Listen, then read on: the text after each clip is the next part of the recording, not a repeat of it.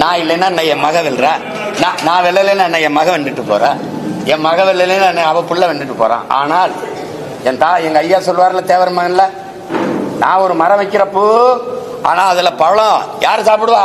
சாப்பிட நான் இருக்க மாட்டேன், உன் மயன் சாப்பிடுவான், அப்புறம் அவன் புள்ள சாப்பிடுவான். விதை நான் போட்டது. இப்ப இந்த விதை யார் போட்டது? எனக்கு என் முன்னவன் போட்டான். இப்ப நான் தண்ணி ஊத்தி வளர்க்கிறேன். இந்த மரத்தை என் பிள்ளை எப்படின்னு சாப்பிடுறது என்ன இருக்கு? என்ன இருக்கு?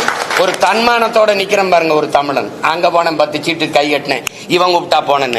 எங்கேயும் நாங்க நினைச்சதை இப்ப எல்லாரும் பேசிட்டுக்கல. இவ்வளவு நேரம் உங்களை சந்திச்சு ஒரு தலைவரை பேச சொல்லுங்க.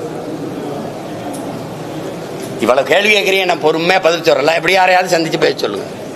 கூட்டணிக்கு மாறி மாறி போறதுக்கு ஒரு விளக்கத்தை சொல்ல சொல்லுங்க, நியாயமான ஒரு காரணத்தை சொல்ல சொல்லுங்க. எங்க திமுகவை தூக்கி ஆட்சியிலிருந்து இறக்கி தூர தூக்கி போடுறதே ஒரு இந்த கட்சிகளுக்கு கொள்கையா?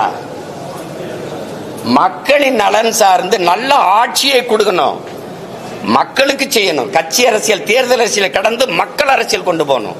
விளம்பரம், செய்தி அரசியலை கடந்து சேவை அரசியல், செயல் அரசியல் கொண்டு போகணும். என் மக்களுக்கு அப்படி செய்யணும். அதுதான் இருக்க முடியும். திமுகவை ஒழிச்சிடணும். திமுக அப்புறப்படுத்திட்டு பேயை விரட்டி விட்டு பிசாசை உட்கார வைக்கிறது, பிசாசை விரட்டி விட்டு மறுபடியும் பேயை உட்கார வைக்கிறது இல்ல.